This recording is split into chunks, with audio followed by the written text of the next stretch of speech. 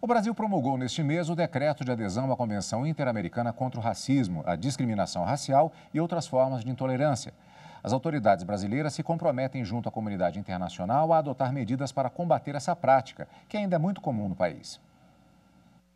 Na semana passada, Nilza denunciou nas redes sociais que sofreu injúria racial em um shopping no Rio de Janeiro.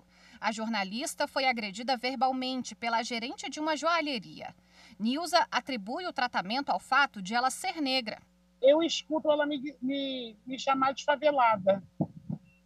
Aí, quando eu escuto ela me chamar de favelada, eu retorno para a porta. Eu volto porque eu sei que a conotação dada ao termo favelada não era essa conotação, era uma conotação racial, né? Era uma conotação porque seria muito explícito ela me chamar de preta, fedida ou de macaca. O caso foi registrado na Delegacia de Crimes Raciais e Delitos de Intolerância, na capital fluminense. Nilza também acionou um advogado que vai iniciar uma ação judicial contra a loja para que seja responsabilizada civilmente.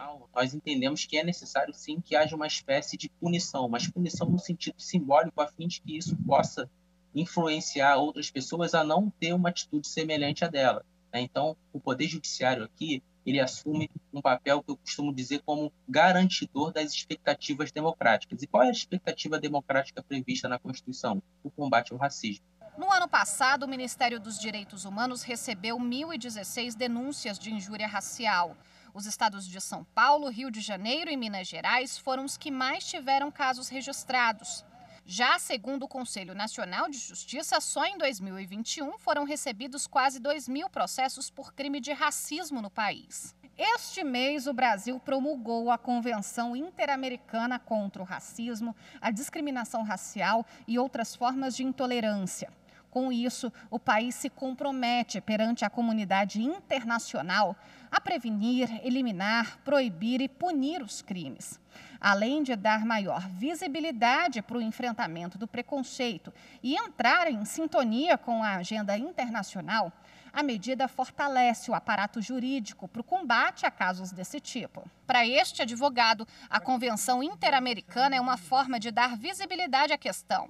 Isso vai interferir tanto na formulação de políticas públicas, como também nas decisões judiciais sobre a questão em todo o território nacional. Para a Nilza, a luta antirracista é necessária para construir um Brasil mais justo. Não é por mim, é para a gente pensar que Brasil é esse em que ser chamada de favelada ou pobre ganham esse contorno racial a ponto de provocarem uma dor profunda.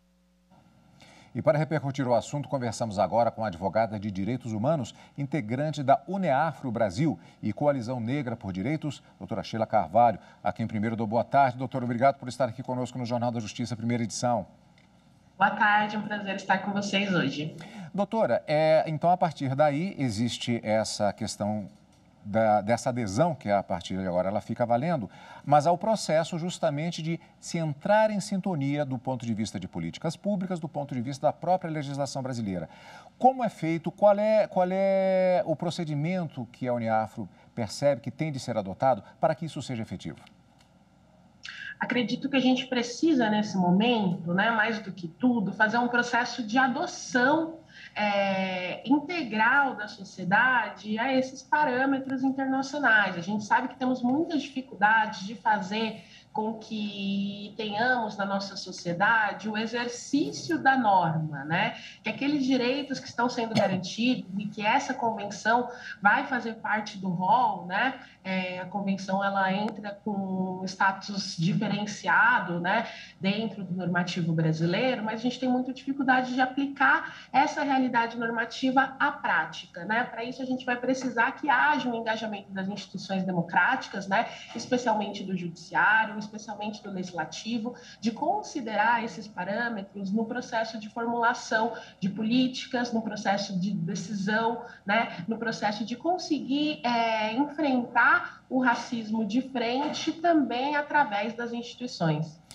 Existe um aparato jurídico, inclusive, que ele tem passado pelo menos por alguns pontos específicos, até a própria jurisprudência do Supremo, em relação ao combate ao racismo.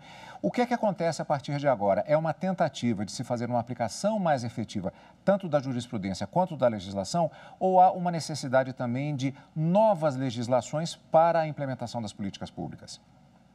Eu acho que há várias possibilidades de que a gente crie aparatos legislativos complementares à convenção, né? Até porque, se a gente pega o texto da convenção, por mais robusto que ele seja, né, uma convenção extremamente diferenciada a nível de parâmetros internacionais de direitos humanos, é importante ressaltar isso, né? Se a gente tem uma declaração de direitos humanos da ONU que não coloca a questão da discriminação racial, que não coloca a questão do racismo no seu corpo, né? A gente tem essa convenção que o racismo aparece, inclusive, no próprio texto, né? Um direcionamento muito específico, é uma convenção robusta, é uma convenção que traz parâmetros muito claros. Porém, também a gente pode se valer dessa convenção para conseguir especificar políticas, né? A partir do valor principiológico que ela traz, dos parâmetros internacionais à luz de direitos humanos que ela traz, né? A gente conseguir construir a partir daí mecanismos internos, né? Que possam ser tanto da via legislativa, tanto da via do executivo, né? Para fazer com que ela seja de fato exercida, que ela seja de fato cumprida. E a gente não pode esquecer o impacto que isso vai ter na criação e formulação de jurisprudência. E acho que a gente vai passar por uma necessidade, né, de que as pessoas formadas no direito, as pessoas que vão ocupar cargos importantes dentro do sistema de justiça,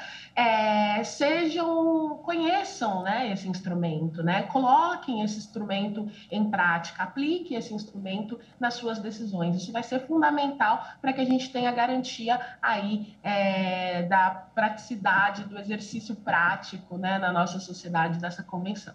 O Brasil já foi condenado anteriormente em relação à questão do racismo? Sim, internacionalmente a gente tem 2 casos que falam especificamente, né, da questão racial, a discriminação racial. O primeiro caso é um caso muito simbólico, né, de como inclusive se estrutura a sociedade brasileira, que é o caso da Simone Diniz, que ela é uma condenação até peculiar, porque ela vai discutir o racismo dentro do âmbito particular, né? Ela questiona o fato de que uma vaga de emprego que tinha sido anunciada num jornal, né, amplamente anunciada no jornal, falava diretamente que não iam contratar pessoas negras, né?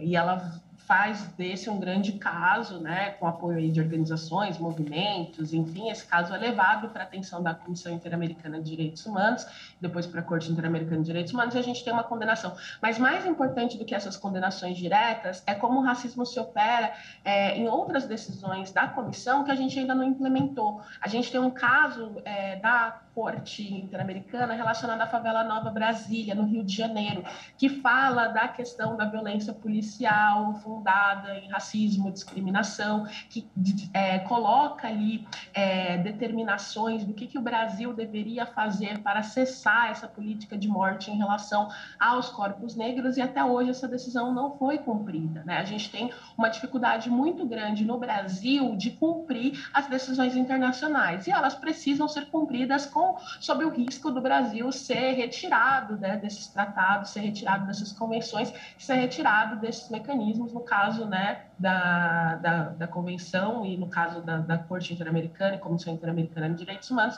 o Brasil ser retirado da OEA, né, da Organização dos Estados Americanos. Então, é importante que haja um comprometimento efetivo do Estado brasileiro de cumprir essas decisões.